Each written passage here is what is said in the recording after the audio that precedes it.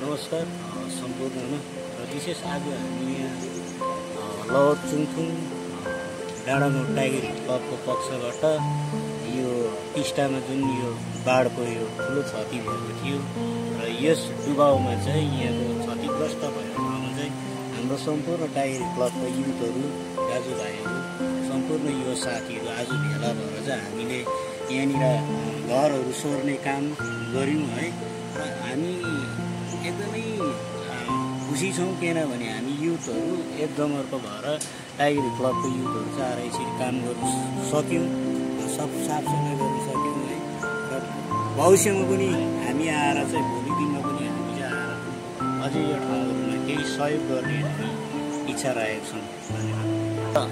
हाम्रो चाहिँ अहिले चुङथुङ चियाबारी चाहिँ एकदमै बन्द स्थितिमा छ है। हाम्रो कुनै खर्चपात बोनस समस्या चाडबाडको मुखमा पनि छैन।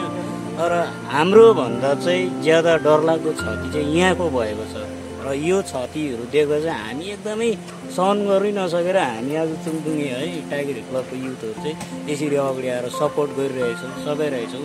र हामी यहाँबाट एउटा आह्वान पनि गर्न चाहन्छौँ विभिन्न गाउँ समाजको साथीहरू दाजुभाइहरू है, तपाईँहरू पनि प्लिज एकपल्ट चाहिँ यो जग्गामा आएर है यहाँको मानिसहरूलाई तपाईँहरूको पनि फिजिकल्ली सपोर्ट चाहिँ चाहिन्छ। मलाई चाहिँ त्यस्तो लाग्यो आज आएर यहाँनिर हेर्दाखेरि अब हामीले यहाँ ल्याएर दिनुपर्ने त केही पनि छैन जस्तो चाहिँ मैले पनि फिल गरेँ है, हामी सबैले फिल गऱ्यौँ। तर यहाँ चाहिँ आएर सम्पूर्ण साथीभाइहरू आएर चाहिँ यहाँ चाहिँ फिजिकल्ली सपोर्ट गरिदिने चाहिँ हामी टाइगर क्लबको युथहरूबाट पनि हजुरहरू सबैलाई आह्वान गर्न चाहन्छौँ।